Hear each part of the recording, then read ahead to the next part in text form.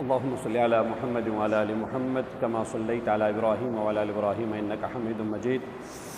اللهم بارك على محمد وعلى آل محمد كما باركت على إبراهيم وعلى آل إبراهيم إنك حميد مجيد. أعوذ بالله من الشيطان الرجيم. بسم الله الرحمن الرحيم.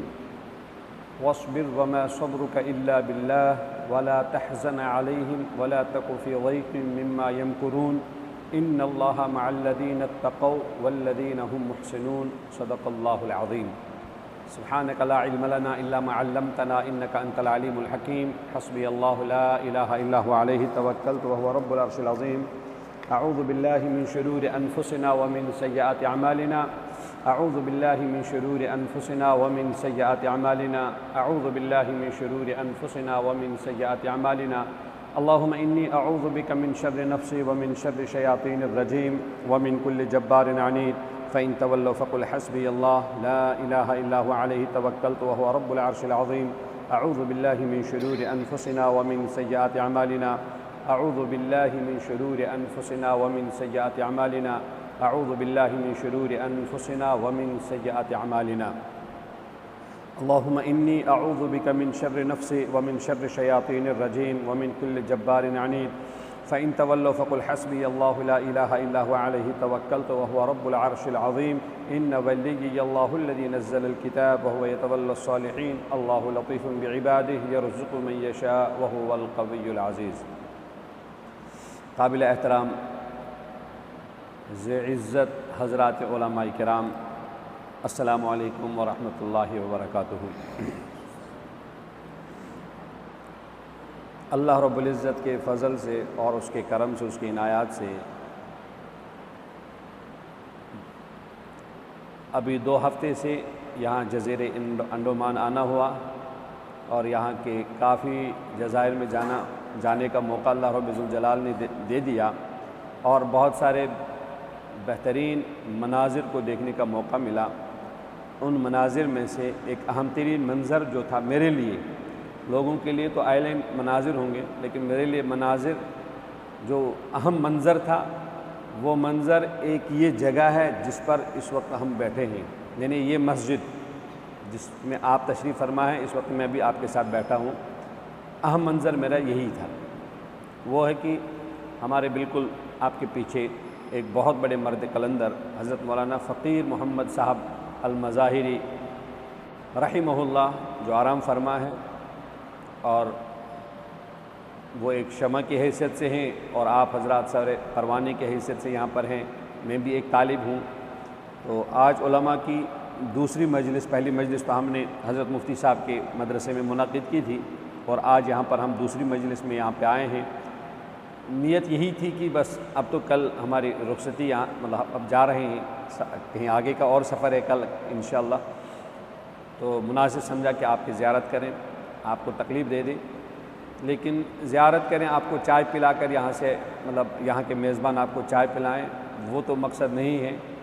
اصل مقصد ہی ہے دین کی بات، جس نسبت کی وجہ سے ہمیں اللہ نے عزتیں دی ہیں، ہمیں رب ذوالجلال نے احترام دیا ہے، ہمارے بہت سارے، لیکن اس کے پیچھے کچھ وجہ ہے، وجہ فضیلت۔ وہ وجہ فضیلت ہے ہمارے پاس علم دین۔ اگر یقیناً ہمارے پاس علم نہ ہوتا تو ہم سارے لوگ نہ جانے ریڑیاں چلا رہے ہوتے، اس وقت دکانوں کو، اس وقت صبح کا وقت ہے، سجا رہے ہوتے کہ دن بھر ہم نے کیا گراہکوں کے لیے دکانوں کو سجانا ہے، یا اور کوئی کام کر رہے ہوتے۔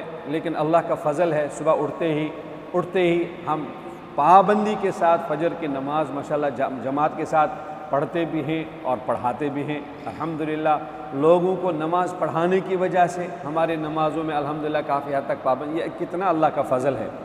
بہت سارے لوگ ایسے ہیں ہماری عمر کے ہوں گے، ہم سے چالاک ہوں گے، ہم سے خوبصورت ہوں گے، وہ صبح کو بیچارے پالش کرنے کا وہ ڈبہ اٹھاتے ہیں، کندھے پہ اٹھاتے ہیں، دن بھر وہ لوگوں کے جوتوں کو تکتے رہتے ہیں، کاش کوئی جوتے والا اپنا جوتا میرے سامنے کرے، مجھے 10 روپے دے دے، میں اس کے جوتے کو پالش کروں گا۔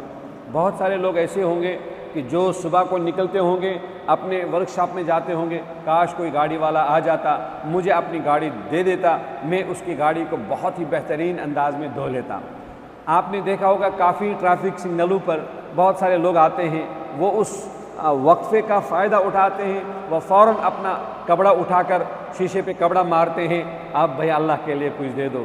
اگر ہم اس کے ساتھ نہ لگے ہوتے، دین کے ساتھ، یقیناً ہمارے ہاتھ میں بھی کوئی کپڑا ہوتا، ہم بھی کسی کیا ٹریفک سگنل پر ہوتے اور کوئی گاڑی والا آ جاتا، ہم اس کے گاڑی کو کپڑا مارتے، پھر اس کے سامنے ہاتھ پھیلاتے۔ بعض اوقات ائمہ حضرات، علماء حضرات معاش کے اعتبار سے ہلکے سے تنگ ہو جاتے ہیں، پھر بعض اوقات ان کے دل میں یہ بھی ہوتا، یہ خیال بھی آتا ہے یار یہ لائن ہی کیا بتائیں، کیوں ہم نے یہ لائن اختیار کی، کیسے میرے بڑوں نے مجھے اس کے ساتھ کیا۔ احساس کمتری کے بعض اوقات حالات کی وجہ سے انسان شکار ہو ہی جاتا ہے، وہ انسان کی فطرت ہے۔ لیکن میں یہ عرض کرنا چاہ رہا ہوں، یہ اللہ کا فضل ہے، یہ اللہ کا کرم ہے، یہ اس کی عنایتیں ہیں۔ ہم صبح کو اٹھتے ہیں قرآن کو دیکھتے ہیں، شام کو سوتے ہیں قرآن کو دیکھتے ہیں، دن بھر ہم لوگوں کی جوتوں کو نہیں، لوگوں کی گاڑیوں کو نہیں، گراہک کے کیا انٹینشن کو نہیں، یا سیاحوں کو ہم نہیں دیکھتے ہیں۔ الحمدللہ دن بھر ہماری مصروفیات القرآن القرآن القرآن القرآن، یہ اللہ کا کتنا بڑا فضل ہے، کتنی بڑی عنایات ہے۔ میں بھی اگر ایک عام ٹورسٹ کی حیثیت سے، ایک سیاح کی حیثیت سے اگر میں یہاں پر انڈومان آ جاتا، یقیناً میرے جیب سے آج تک 1,00,000 روپے کے آس پاس خرچ ہو گیا ہوتا، یا اس کے آس پاس خرچ ہوا ہوتا، اور کس طرح میں نے زندگی گزاری ہوتی میرا رب بہتر جانتا ہے۔ لیکن نہیں، چونکہ دین کی نسبت ہے، قرآن کریم کی نسبت ہے، الحمدللہ رب العالمین ہر اعتبار سے عزتیں ہم لے رہے ہیں۔ ایسا مجھے لگ رہا ہے کہ جیسے میں اپنے ننیحال میں ہوں۔ لیکن یہ برکت صرف دین کی ہے، یہ برکت صرف قرآن کریم کی ہے۔ تو سب سے پہلی بات میں نے جو عرض کی کہ میرے لیے سب سے بہترین منظر آپ لوگ ہیں، اور اس مسجد میں تشریف فرما، آرام فرما حضرت مولانا فقیر محمد صاحب علیہ الرحمہ، جو حضرت مولانا شیخ الحدیث شیخ محمد زکریہ کاندلوی رحمۃ اللہ علیہ کے خاص منظور نظر بھی تھے، اور ان کے کم عمر مرید بھی، جنہیں حضرت نے بچپن میں مطلب اسی عمر میں خلافت بھی عطا فرمائی تھی۔ حضرت کے بارے میں نے 1-2 سال پہلے بہت سنا تھا ان کے متعلقین سے، مجھے 2-3 سال پہلے سے 2 سال پہلے سے ہی دل میں بڑی ارمان تھی، کاش میں وہاں جاتا، میں ان کے یہاں تھوڑا سا کچھ وقت گزار لیتا، لیکن اب اللہ نے موقع دیا۔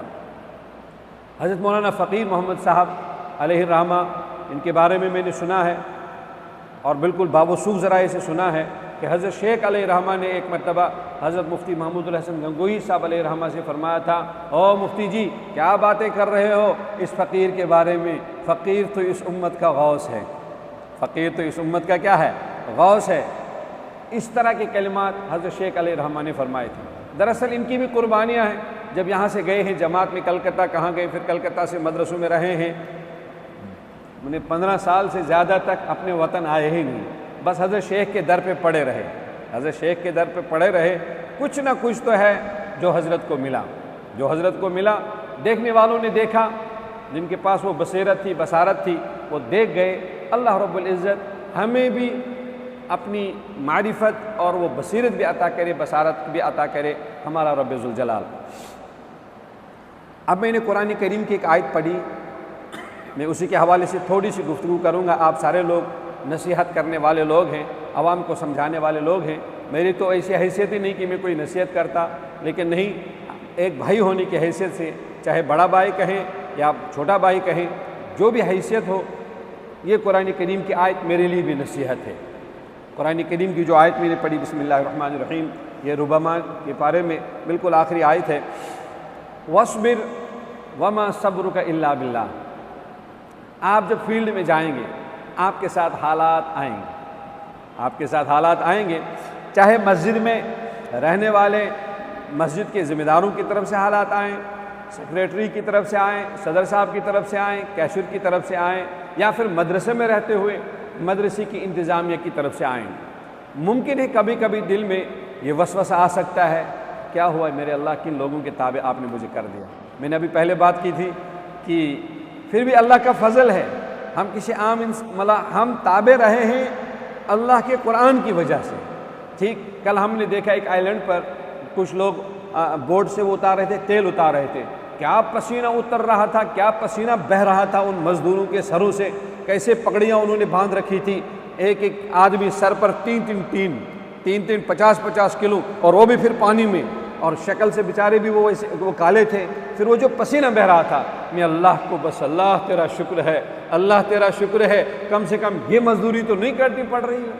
لیکن کبھی اگر کسی نے خلاف توقع کوئی بات کہہ دی جو جس سے آپ کے جذبات مجروح ہو گئے، جس کے آپ کے ارمان بھی مجروح ہو ہی جاتے ہیں ہمارے، لیکن قرآن کریم نے کیا حوصلہ دیا ہمیں، وَاصْبِرْ، صبر کرنا، وَاصْبِرْ وَمَا صَبْرُكَ إِلَّا بِاللَّهِ، یہ صبر اس لیے نہیں مجھے 12,000 مل رہے ہیں، یہ صبر اس لیے نہیں مجھے 20,000 مل رہے ہیں، بلکہ یہ صبر تو میرے اللہ کے لیے آپ کر رہے ہیں۔ کس کے لیے کر رہے ہیں؟ اللہ کے لیے۔ میرے خلاف جتنے سارے حالات بن جائیں، آپ کے تو کیا، خود پیغمبر علیہ الصلوۃ والسلام کے بارے میں منقول ہے، آپ علیہ السلام نے فرمایا اوذیت فی اللہ ما یؤذی احد، مجھے اتنا ستایا گیا لوگوں نے مجھے، کسی ایک کو اتنا نہیں ستایا گیا ہوگا۔ آپ پھر انبیاء علیہ الصلوۃ والسلام کے قصے پڑھیں، جو اللہ کے خواص ہوتے ہیں انبیاء علیہ الصلوۃ والسلام، لیکن ان کی زندگیوں میں حالات آئیں گے۔ موسیٰ علیہ السلام کے حالات دیکھیں، عیسیٰ علیہ السلام کے حالات دیکھیں، یوسف علیہ السلام کی جیل کو یاد کریں، یونس علیہ السلام کی کیا واقعے کو یاد کریں، زکریہ علیہ السلام کو یاد کریں، سب کے ساتھ ایسے حالات آئے۔ ہمارے پیغمبر علیہ السلام نے خود فرمایا وَمَا أُوذِيتُ فِي اللَّهِ مَا يُؤْذَى أَحَدٌ، اس لیے حالات آنے ہیں۔ دنیا میں جو بھی حالات آئیں گے، دنیا والے ہماری محنت کا ہمیں بدلہ نہیں دے سکتے۔ مان لیا میں مفتی صاحب کے مدرسے میں کام کر رہا ہوں، مفتی صاحب مجھے 20,000 روپے دے رہے ہیں، نہیں آپ اس مسجد میں امامت کر رہے ہیں، وہاں پہ آپ کو 40,000 مل رہا ہے، یہ 40,000 اور یہ 20,000 اگر دونوں کو ملائیں 60,000، یہ 60,000 بھی آپ کی محنت کا بدلہ نہیں ہے۔ جس دن ہم نے اس 60,000 کو اپنی محنت کا بدلہ سمجھا، گیم الٹی ہو جائے گی، مسئلہ پلٹ جائے گا۔ یہ بدلہ نہیں ہے، بلکہ بدلہ کیا ہے آپ کا؟ ان اجری الا علی اللہ، میں جو کچھ کر رہا ہوں مجھے اس کا بدلہ اصل کس سے لینا ہے؟ مجھے میرے رب سے اس کا بدلہ لینا ہے۔ تو جب رب سے بدلہ لینا ہے، جس سے بدلہ لینا ہے، اسی کے لیے صبر بھی کرنا ہے، اسی کے لیے کیا کرنا ہے؟ صبر بھی کرنا ہے۔ خلاف توقع ایک نہیں، دو نہیں، 10 نہیں، ہزاروں حالات ایسے آئیں گے، لیکن وَاصْبِرْ وَمَا صَبْرُكَ إِلَّا بِاللَّهِ، صبر کرنا۔ اور جو صبر میں بھی خاص طور پر یہ نہیں کہ نہیں محتمین صاحب کی سننی ہے، صدر صاحب کی سننی ہے، یا کسی مقتدی کی سننی ہے، یار مجبور ہوں، ان کا امام ہوں، نکال دیں گے، کہاں چلا جاؤں گا؟ ارے نہیں، ان کی وجہ سے نہیں صبر کرنا، ہم نے میرے رب کی وجہ سے صبر کرنا ہے، میرے رب کی وجہ سے صبر کرنا ہے، اور لگے رہنا ہے، کام کرتے رہنا، دیکھنے والا دیکھ رہا ہے اور دینے والا دے رہا ہے۔ یہ جو مرد کلندر آپ کے بالکل بغل میں یہاں پر سوئے ہوئے ہیں، ان کے بارے میں مجھے کچھ چند پہلے ایک بہت بڑے عالم دین نے کیا عجیب بات فرمائی، کہا حضرت مولانا فقیر محمد صاحب علیہ رحمہ فرمایا کرتے تھے، ارے کیا بتائیں، جو دیتا ہے وہ دکھتا نہیں، جو دیتا ہے وہ دکھتا نہیں، جو دکھتے ہیں وہ دیتے نہیں۔ اب کیا مخلوق کے سامنے جائیں گے بھیک مانگنے کے لیے؟ جو دکھتے ہیں وہ دیتے نہیں، اور جو دیتا ہے وہ دکھتا نہیں۔ تو جو ہمیں ہماری محنت کا بدلہ دے گا، ٹھیک، یہ ہماری انتظامیہ نہیں، یہ ہمارا کوئی ذمہ دار نہیں، وہ ہماری محنت کو ملاحظہ کرنے والے ہیں حضرت رب ذوالجلال۔ اور انبیاء علیہ السلام نے ہر ایک انسان سے کیا کہا تھا؟ ان اجری الا علی اللہ، ارے میں جو کچھ کر رہا ہوں مجھے اس کا بدلہ کون دے گا؟ میرا رب دے گا، بس مسئلہ ختم۔ اور آگے وَلَا تَقُ فِي ضَيْقٍ مِّمَّا يَمْكُرُونَ، تیرے خلاف وہ جتنے سارے لوگ پلان کر رہے ہیں، ساری دنیا ہو، اسرائیل بھی ہو، رئیسہ بھی ہو، اور بھی سارے ممالک ہو، ایک بیچارے مظلوم انسان کو یا ایک کمزور انسان کو ختم کرنے کی ساری دنیا تدبیریں کر رہے ہیں۔ تو قرآن نے حوصلہ دیا، وَلَا تَقُ فِي ضَيْقٍ، دل کو تنگ نہ کرنا، دماغ کو تنگ نہ کرنا، محنت کو سمیٹ نہ دینا۔ وَلَا تَقُ فِي ضَيْقٍ مِّمَّا يَمْكُرُونَ، وہ جو کچھ کر رہے ہیں آپ تنگ نہیں ہونا، آپ تنگ نہیں ہونا، کیسے بھی حالات ہو تنگ نہیں ہونا، آپ نے کام کرنا ہے، لیکن کام مجھے نہیں دکھانا ہے، کام محتمیم صاحب کو نہیں دکھانا ہے، کام صدر صاحب کو نہیں دکھانا ہے، کام اپنے ذمہ دار کو شکوی صاحب کو نہیں دکھانا ہے، کام اس کو دکھانا ہے جو دکھتا نہیں، کام اس کو دکھانا ہے جو دکھتا ہی نہیں، اس کو دکھانا ہے، اور بدلہ بھی اسی سے لینا ہے جو دکھتا نہیں، اور وہ بدلہ دیتا ہے۔ ابھی مجھے کل کوئی صاحب بتا رہے تھے کہ میری نیوی کے ایک آفیسر سے بات ہوئی، میں نے ان سے پوچھا سر آپ کی سیلری کیا ہے، آپ کی تنخواہ کیا ہے؟ تو انہوں نے کہا میری سیلری غالباً 2 لاکھ کے آس پاس ہے۔ میں نے کہا 2 لاکھ اگر آپ کے پاس ہے پھر آپ کرائے کے مکان میں کیوں رہتے ہیں؟ اپنا مکان بناؤ نا، 2 لاکھ بہت بڑی ہوتی ہے۔ کہہ لیں کیا بتاؤں مولانا صاحب، وہ خرچے برابر نہیں ہو رہے ہیں، خرچے اتنا سیو آج تک ہوا ہی نہیں 2 لاکھ والے کو، وہ اپنا مکان بناتا۔ اور مولانا صاحب نے کہا ارے میری تو 15,000 تنخواہ ہے، میں تو کم سے کم 2-4 کمرے بنا چکا ہوں۔ کہا مولانا تیرا کیا خرچہ ہے؟ کہا بس 10,000 میں اچھی زندگی گزارتے ہیں، آپ کی صحت مجھ سے اچھی، میری صحت آپ سے اچھی ہے، میرا ویٹ بھی ماشاءاللہ آپ سے اچھا ہے، میری ہر چیز آپ سے اچھی ہے، بچے بھی آپ سے زیادہ ہیں۔ تو وہ جو دے رہا ہے انشاءاللہ وہ 10,000 میں 2 لاکھ کی بھی برکت بھی رکھ سکتے ہیں۔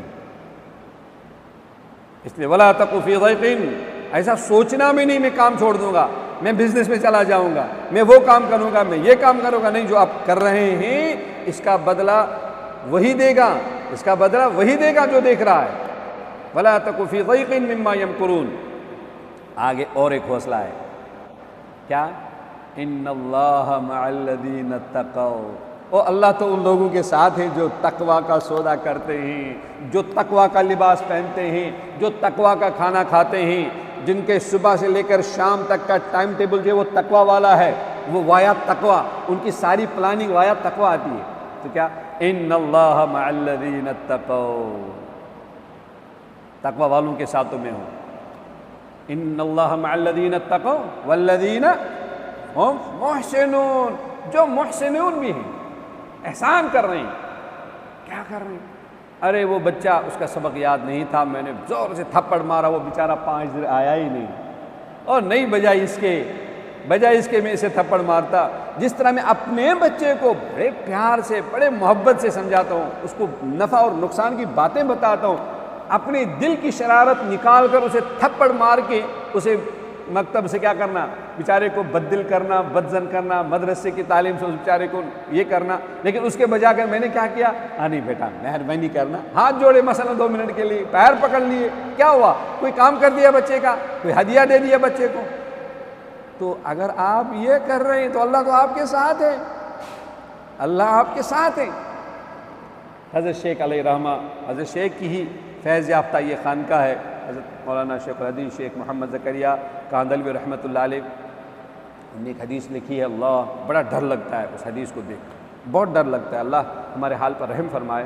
حضرت نے حدیث جو مشہور بھی ہے، آپ اس کو ممبروں پر لوگوں کے سامنے سناتے ہوں گے کہ 3 لوگوں کے بارے میں جہنم کا فیصلہ ہوگا، ایک مالدار ہوں گے، ایک دین کے داعی ہوں گے، اور ایک مجاہد فی سبیل اللہ ہوگا۔ مجاہد فی سبیل اللہ جس نے اپنی جان دے دی، اور مالدار جس نے اپنا مال دے دیا، ان دونوں سے کہا جائے گا کہ ان کو جہنم میں لے جاؤ، ان کے بارے میں کہا جائے گا ان کو جہنم لے جاؤ، تو وہ کہیں گے کہ یا اللہ ہم نے تو تیرے دین کے لیے مال لٹا دیا، جان لٹا دیا، ہمیں جہنم کیوں؟ ان دونوں سے کہا جائے گا کہ تم نے یہ کام کیا ہے، ہم ایکسیپٹ کرتے تم نے یہ کام کیا، لیکن ہلکی سی غلطی یہ تھی کہ میرے لیے نہیں کیا، لوگوں سے بدلہ چاہ رہے تھے۔ یہ مجاہد اتنی تعریف چاہ رہا تھا، سارے دنیا میں میری بہادری کے چرچے ہونے چاہیے، وہ تو ہو گئے، جس کے لیے تو نے لڑا تھا، جس کے لیے تو نے جان دے دی، انہوں نے تو آپ کے گیت گائے، کیا پہلوان تھا، کیا شیر خان تھا، ہے نا، بہت سارے نام رکھتے ہیں، شیر خان، طوفان خان، بہادر خان، کیا کیا خان رکھتے ہیں۔ ارے لوگوں نے تجھے طوفان خان بھی کہا، بہادر خان بھی کہا، شیر خان بھی کہا، کیا کیا بس مگرمچھ خان بھی کہا، سارے خان تجھے لقب مل گئے۔ لوگوں کے لیے کیا کر رہا تھا؟ لوگوں نے بدلہ دے، لوگوں سے تجھے بدلہ مل گیا، میرے لیے نہیں کیا، اس نے میرے لیے، میرے یہاں تیرا کوئی بدلہ نہیں، اس کو جاننے ملے گا۔ اب باری آئے گی بیچارے کی، کس کی؟ اس دین کے داعی کی، اس کے بارے میں بھی اس کو بھی لے جاؤ، کہیں گے یا اللہ مجھے، میں کہاں کہاں نہ پہنچا تیرے دین کی طلب میں یا تیرے دید کی طلب میں، میرے ربا میں نے اپنی زبان کو ہر جگہ میں نے استعمال کیا، مجھے ابھی بھی گھر والے بات کر رہے تھے فون پر کہ مفتی صاحب آپ کے گلے میں سرجری ہوئی ہے، آپ جہاں پر بھی بات کریں اللہ کے لیے آواز آہستہ سے کریں۔ بہت سارے دوست میرے، کیونکہ جب میں بولتا ہوں میں بچپن سے عادت ہے کہ تھوڑا زور سے بولتا ہوں، لیکن اس کی وجہ سے مجھے ابھی بھی ہلکی سی خراش آئی تھی، 1 مہینہ پہلے ہی غالباً وہ سرجری ہوئی ہے، لیکن کیا کریں۔ تو ممکن ہے کبھی کبھی کسی سے کہہ بھی دیتا ہوں کہ یار کل قیامت میں اللہ سے کہوں گا میرے پاس ایک گلا ہی تھا، وہی دے دیا، مال ہوتا وہ بھی خوب دے دیتا تیرے دین کے اداروں کو، وہ نہیں تھا، جان بھی ویسے اتنی زیادہ مضبوط تھی، وہ بھی کمزور ہے، اب بتا علم کے چند حروف آپ نے مجھے دے دیے تھے، میں کوشش کرتا تھا یا اللہ کہ ہر جگہ یہ بات سنائیں۔ یہ پرسوں وہ جو آدیواسی لوگ جنگلی لوگ رہتے ہیں یہاں 12 ٹن کے راستے میں دعائیں کر رہا تھا، جاتے جاتے آتے آتے، اللہ کوئی ایسے حالات بنا دے یا اللہ کہ یہ بیچارے ہزاروں لوگ جو یہاں رہتے ہیں، انہوں نے مہذب کلچر دیکھا نہیں، انہوں نے حضور کی دعوت کا، حضور کا کوئی تعارف نہیں، یار کچھ ان کے لیے بھی کوئی بندوبست ہو جانا چاہیے۔ تو ٹھیک جو طلب رکھتے ہیں، لیکن اگر اللہ نہ ہو تو یہ علم بولنا، علم سننا، علم پڑھانا، یہ بھی سارا بیکار ہو جائے گا۔ تو اس دیندار کے بارے میں فیصلہ ہوگا کہ اس کو جہنم میں لے جاؤ۔ اب مجھے کیا بتانا ہے؟ 3 لوگوں کے بارے میں جہنم کا فیصلہ، کام ظاہر کے اعتبار سے تینوں کے پاس بہت ہے، یعنی اس کے پاس مال، اس کے پاس جان، اس کے پاس علم، تبلیغ، دعوت، کہاں کہاں گیا وہ، تینوں کے پاس عمل کا ظاہری پہلو ہے، لیکن جہنم کیوں؟ ایک باطنی پہلو نہیں ہے، وہ کیا ہے کہ نیت خراب ہے، نیت درست نہیں ہے۔ گو یہ ایک پہلو جو نیت والا مسئلہ، اگر یہ صحیح نہ ہو تو عمل کتنا ہی زیادہ ہو وہ عمل چہرے پہ مار دیا جاتا ہے۔ ہم تو ایسے لوگوں کو جانتے ہیں اللہ کو، ایک آدمی 2-2 کروڑ کی مسجد بناتا ہے، ایک آدمی۔ یہاں تو عام مسجدوں میں لوگ 2000 دینے کے لیے تیار نہیں، لیکن ایسے بھی لوگ ہندوستان میں رہتے ہیں ماشاءاللہ، 3-3 کروڑ کی مسجدیں، 3-3 کروڑ کے مدرسے، کیا بناتے ہیں ماشاءاللہ۔ لیکن کیا اللہ کے دربار میں قبول؟ یہ فیصلہ کرے گی نیت، یہ فیصلہ کرے گی یہ۔ اس لیے عمل انسان کے پاس کتنا بھی ظاہری عمل ہو، اس کے ساتھ ایک اور پہلو کا ہونا بہت ضروری ہے تاکہ وہ ریجیکٹ نہ ہو جائے۔ وہ باطنی پہلو کیا ہے؟ اللہ۔ تو اس کا وَاصْبِرْ وَمَا صَبْرُكَ إِلَّا بِاللَّهِ، یہ والا إِلَّا بِاللَّهِ وَلَا تَحْزَنْ عَلَيْهِمْ وَلَا تَقُ فِي ضَيْقٍ مِّمَّا يَمْكُرُونَ إِنَّ اللَّهَ مَعَ الَّذِينَ اتَّقَوْا، یہ والا پہلو، إِنَّ اللَّهَ مَعَ الَّذِينَ اتَّقَوْا وَالَّذِينَ هُمْ مُحْسِنُونَ۔ اس والے پہلو میں اگر کمزوری رہی تو انسان کی ساری محنت خدا کی قسم ضائع ہو سکتی ہے، آپ کی بھی ہو سکتی ہے، میری بھی ہو سکتی ہے۔ تو سبق کے طور پر میں نے یہ اس بات کا ہلکا سا اپنے انداز سے مذاکرہ کیا آپ کے سامنے۔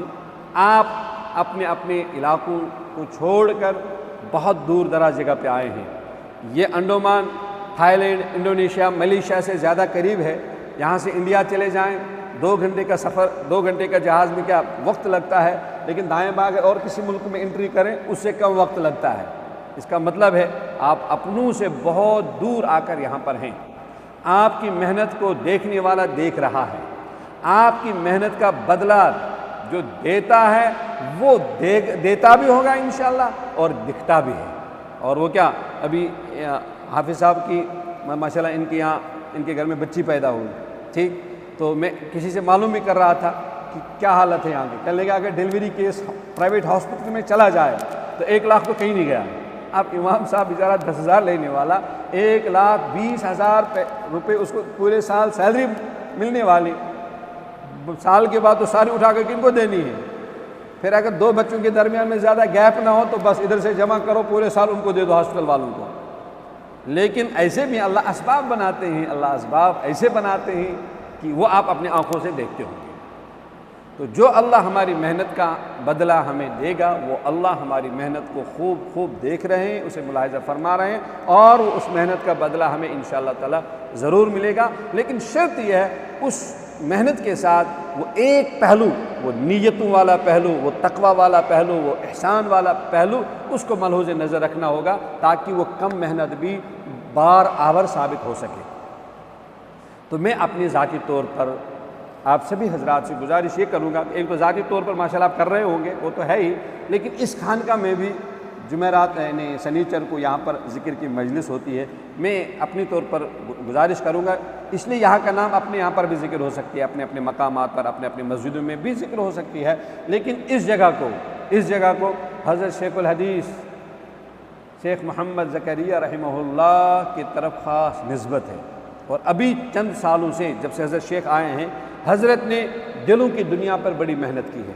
مولانا مفتی محمود الحسن صاحب گنگوئی علیہ رحمہ، اگر ان کے سینے میں کوئی چراغ جلا تھا، افریقہ کے بیابانوں کو انہوں نے سیراب کیا، اور حضرت مولانا مسیح اللہ خان صاحب جلال آبادی علیہ رحمہ وہ گئے، یا اس کے بعد یہ ہمارا تھانوی سلسلہ گیا، لیکن اس اللہ والے سسٹم کو دنیا میں بیدار کرنے والا جو مجدد ہیں وہ ہیں حضرت مولانا شیخ الحدیث شیخ محمد زکریا رحمۃ اللہ علیہ۔ اور میں نے باوثوق ذرائع سے علماء سے یہ بات بھی سنی ہے کہ حضرت شیخ علیہ الرحمہ نے حضرت مولانا فقیر محمد صاحب علیہ الرحمہ کو بتایا تھا کہ تم چلے جاؤ وہاں اسی جزیرے میں اپنا کام کرو، انشاءاللہ ایک وقت آئے گا پورا انڈومان کے سارے جزائر انشاءاللہ تعالی اللہ کی آوازیں ہر جزیرے سے بلند ہوگی انشاءاللہ۔ اور میں نے چند 5-10 دن پہلے جو ہماری مجلس ہوئی تھی، میں نے اس میں بھی گزارش کی تھی کہ یہاں دکھتا ہے کہ اس سرزمین پر شاید انسانوں سے زیادہ جنات کی مخلوق رہتی ہے، اور ان میں بھی الحمدللہ اہل ایمان بھی بہت سارے ہیں جو ان بیابانوں میں ترستے ہیں، کوئی ہمارا ساتھی آ جائے، لگ جائے اس اللہ میں۔ اللہ رب ذوالجلال ان جنگلوں کو اسی لیے اس طرح کا خالی رکھا ہے، شیر بھی نہیں ملے گا، چیتا بھی نہیں ملے گا، لومڑی بھی بہت نہیں ملے گی، بس کچھ محدود مخلوق ہیں، وہ بھی ہزاروں میں ہیں، لیکن جو دکھتے نہیں ہیں وہ اندر کیا ہے، لیکن بس وہاں پر اللہ کرنے والی مخلوق ہے، اسی لیے وہ سرسبز و شاداب ہے۔ لوگ اس کی بیوٹی خوبصورتی کو دیکھتے کہ نہیں بہت خوبصورت ہے، لیکن مجھے لگتا ہے اس خوبصورتی کے پیچھے کوئی مخلوق ہے ان پہاڑوں میں، کوئی مخلوق ہے ان جنگلوں میں جو اللہ کرتی رہتی ہے۔ ورنہ جب سونامی آئی تھی، سونامی کا طوفان یہ بتاتا ہے کہ جزیرے انڈومان نیکوبار کا نام و نشان بھی نہیں رہنا چاہیے تھا۔ چھوٹے آئلینڈ ہیں، کوئی زیادہ ان کی کیا بلندی بھی نہیں رہنے چاہیے تھے، لیکن اللہ نے کیوں بچایا؟ اور میں مفتی صاحب سے پوچھ رہا تھا حضرت کیا نقصان ہوا؟ حضرت نے فرمایا ہلکا سا جانی نقصان ہوا، مطلب مالی نقصان ہے، میرے رب نے اس پورے جزیرے کو محفوظ کیا۔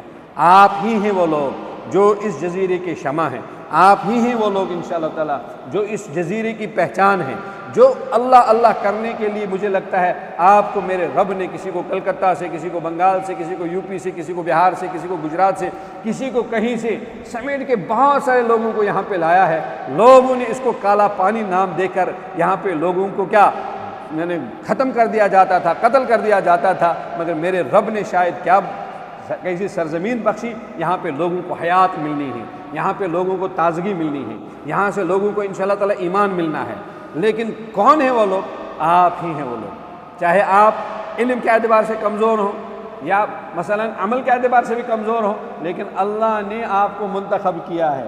اللہ کے یہاں کوئی کرائٹیریا نہیں، مفتی ہونا شرط ہے، یہ کیا تخصص فی الادب کیا ہوا ہونا شرط ہے، تخصص فی الافتاء یا تخصص فی الادب یا تخصص فی التفسیر، تخصص فی فلاں، اس چیز کی رب کے یہاں کوئی تخصیص نہیں۔ اللہ چاہے گا، اللہ نے مکڑی سے کام لیا، سانپ بچھو سے کام لیا، کبوتر سے کام لیا، بچھو سے کام لیا، کتے سے کام لیا۔ مثالیں موجود ہیں ہمارے قرآن کریم اور احادیث میں کہ ان مخلوقات سے میرے رب نے کام لیا ہے، لیکن اگر ہمیں بھی میرے رب نے منتخب کیا ہے، وہ ہمارا محتاج نہیں، ہم ہی اس کے محتاج ہیں۔ اس لیے اگر ہم یہ لے کر کام فیلڈ میں کام کرتے ہیں تو مجھے لگتا ہے میرا رب انشاءاللہ ہماری دنیا کی بہتری اور عقبہ کی بہتری کا انشاءاللہ تعالی اسی جزیرے کو سبب بنائیں گے۔ مجھے انشاءاللہ تعالی اس پر وہ ہے، لیکن خلاصے کلام کے طور پر 2 باتیں آ گئیں۔ نمبر 1 کام کا ظاہری پہلو، نمبر 2 کام کا باطنی پہلو۔ ظاہری پہلو تو آپ سے کرایا جائے گا، یعنی اگر آپ فجر کی نماز آپ کی چھوٹ گئی تو ظہر کی نماز میں صدر صاحب آئیں گے، مولانا صاحب خیرت تو تھی فجر میں؟ وہ تو ویسے تماچا ہی ہے، اس نے تو کہا خیرت تو تھی، وہ نہیں خیرت پوچھ رہا، اس کو کیا اس کے ساتھ، اس کو تو نماز چاہیے، اس کو تو امام حاضر ہو جانا چاہیے۔ اب محتمم صاحب بھی ایسے ہی کریں گے، کوئی پرابلم ہو وہ بھی ادب سے کہیں گے مولانا کیوں خیریت تھی، آپ آج کلاس میں کیوں نہیں تھے؟ تو آپ سمجھ گئے کہ نہیں یہ تو کیا شکوہ ہے کہ کیوں دیر سے کیوں آتے کلاس میں آپ۔ تو بدلہ ان لوگوں سے نہیں لینا ہے، بدلہ اس سے لینا ہے جو دکھتا نہیں، بدلہ اس سے لینا، اسی کو اپنا کام ہم نے دکھانا ہے۔ تو اس کے لیے کام کے دو پہلو، ایک ظاہری پہلو وہ تو دنیا والے آپ سے لے لیں گے وہ کام، لیکن باطنی پہلو کی طرف نہ ان کی نظر جائے گی، جس کی نظر جائے گی اس کو دکھانے کے لیے اس کا باطنی پہلو، وہ باطنی پہلو کون سا ہے کہ وہ جو 3 لوگوں کے بارے میں جہنم کا فیصلہ، انہوں نے ظاہری کام بہت کیا تھا، ایک کام باطنی پہلو اس میں کمزور تھا، وہ ان سے میرا رب فرمائے گا کہ تم نے میرے لیے نہیں کیا، تم نے دنیا کے لیے کیا، دنیا میں تمہیں اس کا بدلہ مل گیا۔ اور قرآن حدیث میں بھی ہے فمن كانت هجرته الى الله ورسوله، جس کی ہجرت اللہ اور اس کے رسول کے لیے ہے یقیناً وہ اللہ اور اس کے رسول کو پائے گا۔ ومن كانت هجرته الى امرأة يصيبها، جس کی ہجرت کسی عورت کے لیے ہو تاکہ وہ اسے نکاح کر لے، تو کیا کہا میرے حبیب نے علیہ الصلوۃ والسلام نے، اس کی ہجرت اسی عورت کے لیے ہے جس کے لیے اس نے ہجرت کی، یعنی عورت تو اسے ملے گی، اللہ نہیں ملے گا، اللہ نہیں ملے گا۔ کام کا ظاہری پہلو ہمارے پاس بہت ہے الحمدللہ رب العالمین، لیکن اس کے ساتھ باطنی والے پہلو کو کیا کرنا پڑے گا، ایڈ کرنا پڑے گا تاکہ اس میں جان آ جائے، تاکہ اس میں کیا آ جائے، تاکہ اس میں جان آ جائے۔ تو اللہ رب العزت سے میں کل پورے دن، مجھے مولانا معاذ صاحب وہاں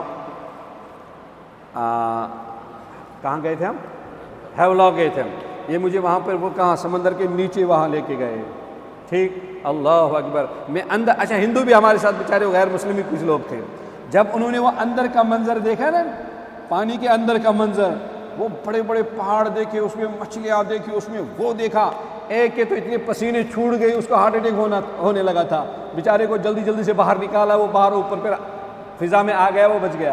پھر 2-3 عورتیں بحال ہو گئیں، غیر مسلم تھی، میں اندر اندر سے رو رہا تھا واللہ، کیوں ہمارے یہاں یہ کنسیپٹ ہے ہی یار، قبر ہے یار، یہ کیا نام، نوح علیہ السلام کا منظر، اور وہ مچھلیاں میں نے ایک جگہ دیکھی، واللہ مچھلیاں میں نے ایک جگہ دیکھی، ایک مچھلی جیسے کھڑی اس طرح ہے، اس کے پیچھے صف لگائی ہوئی تقریباً 100-200 مچھلیاں ہیں، نہیں ہل رہی ہیں، بالکل ایسے ہی ہے، ایسا لگ رہا تھا کہ وہ امام ہے اور اس کے پیچھے وہ نمازیں پڑھ رہی ہیں، اللہ گواہ ہے۔ اور میری تو حالات ہی خراب ہوئی۔ پھر جب ادھر میں اور نیچے لے کے گئے تو لوگ تو گھبراتے، لیکن میں سوچ رہا تھا اللہ کیا ہے، یہاں پر بھی ایک حیات ہے۔ تو باہر آ کر میں نے ایک چیز محسوس کی، ہم لوگ جب سمندر کا نام سنتے ہیں تو سمندر کی لہروں کی طرف ہمارا دھیان جاتا ہے، یہ ظاہر ہے نا، اس کا لہریں ظاہر ہے، یا اس کا کلر ظاہر ہے، یا مرج البحرین یلتقیان والا وہ منظر ہمارے سامنے، اندر کے پردے اگر رب کھول دے، اٹھا دے اندر کے پردے، تو انسان تو مجھے لگتا ہے کہ سجدے سے شاید سر ہی نہیں اٹھائے گا۔ آسمان کی بھی یہ صورت ہے، کیا دیکھا ہم نے اوپر آسمان کلر کا ہے، ایک بلو کلر کا ایک چھت ہے، اندر کتنی ساری کہانیاں، اگر اللہ رب العزت دل کھول دے، اللہ رب العزت اگر دل کھول دے تو اللہ اکبر، سجدے سے آپ کا سر نہیں اٹھے گا۔ تہجد کی نماز چھوٹے گی نہیں، آج کیوں چھوٹتی ہے؟ دراصل وہ پردے سائل ہے، تو میں پورے دن کر اللہ سے مانگ رہا تھا، اللہ ان کچھ پردوں کو ہٹا دے میرے اللہ، جس طرح آج آپ نے ہٹا دیا، ہم نے اندر جا کر دیکھا، اللہ اور پردوں کو ہٹا دے، اللہ کچھ دکھا دے، کیونکہ لیطمئن قلبی، لیطمئن قلب میں اور انشاءاللہ اضافگی ہوگی، لیکن انشاءاللہ ان پردوں کو میرا رب ہٹائے گا، وہ باطنی والے پہلو کو ملحوظ نظر رکھنا ہوگا انشاءاللہ۔ آپ علماء ہیں ماشاءاللہ تعالیٰ، میں تو تبلیغ والوں کی طرح تو نہیں کہوں گا کہ نہیں پہلے نام لکھاؤ، تشکیل کرو، کون کو لکھے گا، اچھا اگر کوئی نام اگر کبھی لکھاتا ہے کوئی عالم، اس کو پیچھے سے وہ ان پڑھ لوگ اتنا وہ شاباشی کرتے ہیں کہ جیسے اس نے بہت بڑا کوئی دین کا کام کیا ہو۔ تو میں اصراراً تو نہیں کہوں گا، لیکن اتنی بات ضرور کہوں گا کہ اپنے اپنے لحاظ سے وہ باطنی والے پہلو کو میں خود اس کا محتاج ہوں، کیونکہ میں خود اس مرض کا مریض ہوں، اس لیے یہی باتیں جہاں جاتے ہیں چھیڑتے ہیں۔ میں نے ایک عالم سے پوچھا کہ تم کیا کرو گے؟ کہنے لگا میں عطر کی دکان کھولوں گا۔ میں نے کہا مفتی ہو کر عطر کی دکان؟ کہنے لگا مفتی صاحب اس میں مجھے ایک چیز ہے، کہا بچپن سے عطر لگانے کا بڑا شوق ہے، اب سوچ رہا تھا کہ اپنے ان 8,000 میں میرے لیے کہاں اود کی عطر مجھے کہاں سے ملے گی، جو 1 لیٹر کتنا بتا رہے تھے مولانا معاذ، 1 لاکھ کا 1 لیٹر آتا ہے، میں کہاں سے اتنی مہنگی عطر لاؤں گا اپنے لیے؟ اب میں نے فیصلہ یہ کیا اگر تجھے عطر استعمال کرنی ہے تو عطر کا کام کر لو، بزنس کر لو، فری میں تجھے خود عطر ملے گی۔ اور واقعی یہ صحیح بھی ہے، فری میں خود کو، کیوں بزنس ہی کر رہے ہیں، تو ہم یہی بزنس کر رہے ہیں اپنے اللہ کو پانے کے لیے، یہی چرچا، یہی اگر کسی کے پاس سننے جاتے ہیں تو یہی تذکرہ سننے کے لیے، اگر کسی کو سناتے یہی تذکرہ، تاکہ ہمیں خود اس کی چھینٹیں لگ جائیں۔ تو عمل کا ظاہری پہلو آپ خوب کر رہے ہیں الحمدللہ رب العالمین، لیکن باطنی پہلو کی طرف بہت زیادہ توجہ دے دیں گے۔ یہ حضرت شیخ علیہ رحمہ کے خلیفہ خاص حضرت مولانا فقیر محمد صاحب المظاہری رحمہ اللہ، ان کا بھی آپ کے لیے پیغام ہے کہ ذکر کے حلقات کو اس پورے تمام جزائر میں انشاءاللہ تعالی بلند و بالا کرنا ہے، ہر جگہ اس کا تعارف کرنا ہے۔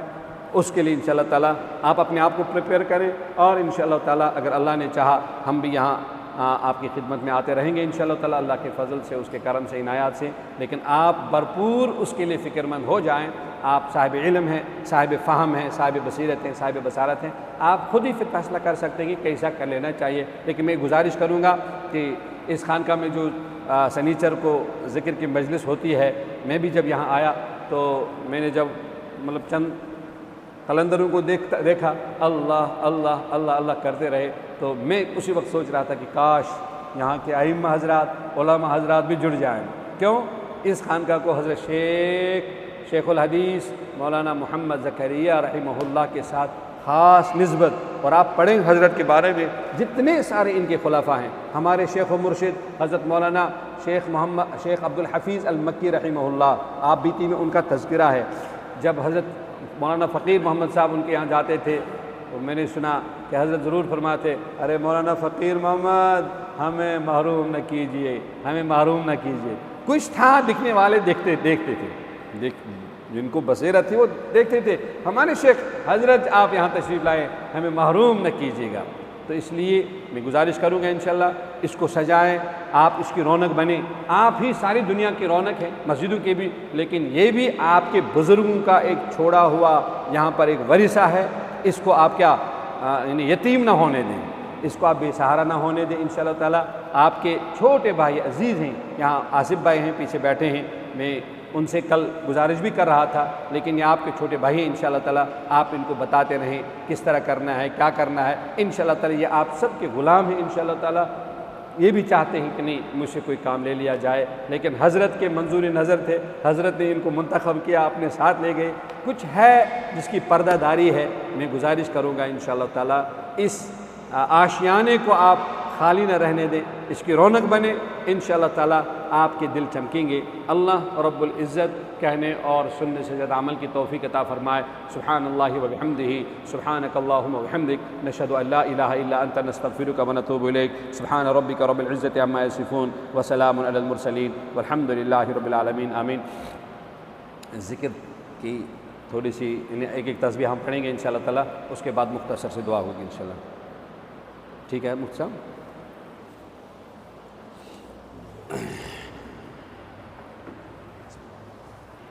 اللهم صل على محمد وعلى آل محمد كما صليت على إبراهيم وعلى آل إبراهيم إنك حميد مجيد. اللهم بارك على محمد وعلى آل محمد كما باركت على إبراهيم وعلى آل إبراهيم إنك حميد مجيد.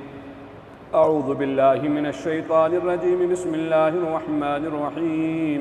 الحمد لله رب العالمين الرحمن الرحيم مالك يوم الدين. إياك نعبد وإياك نستعين. اهدنا الصراط المستقيم صراط الذين أنعمت عليهم غير المغضوب عليهم ولا الضالين آمين.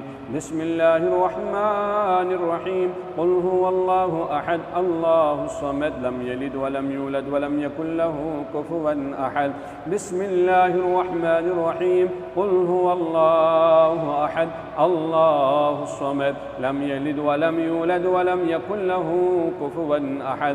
بسم الله الرحمن الرحيم. قل هو الله أحد الله الصمد لم يلد ولم يولد ولم يكن له كفوا أحد.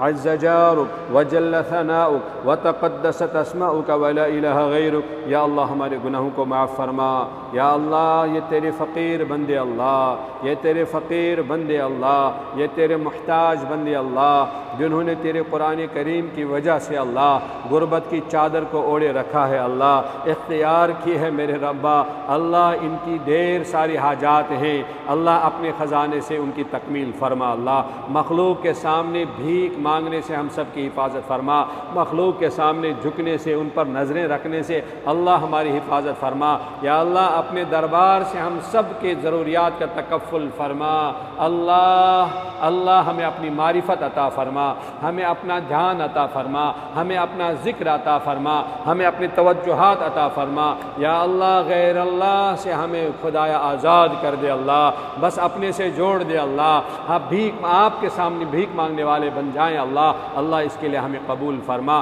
ہماری نسلوں کو قبول فرما، ہماری اصلوں کو قبول فرما، یا رب العالمین یا ارحم الراحمین۔ یہ دور دراز سے علماء آئے ہیں اللہ انہیں باہم ایک پریوار آپ نے بنا دیا ہے، اللہ دور دراز سے جمع کیا ہے، ایک پریوار آپ نے بنا دیا، اللہ انتشار سے خلفشار سے یا رب العالمین وساوس سے اللہ پورے امت کے علماء کے اور دینداروں کی حفاظت فرما، دعوت و تبلیغ میں جو انتشار ہے، امت بھٹک رہی ہے اللہ یا رب العالمین، تقسیم در تقسیم ہو رہی ہے، اللہ اس انتشار کو بھی دور فرما، اللہ یا رب العالمین ہمارے حال پر رحم فرما، ہماری دعاؤں کو قبول فرما، سبحان ربک رب العزت عما یصفون وسلام علی المرسلین والحمد للہ رب العالمین، آمین۔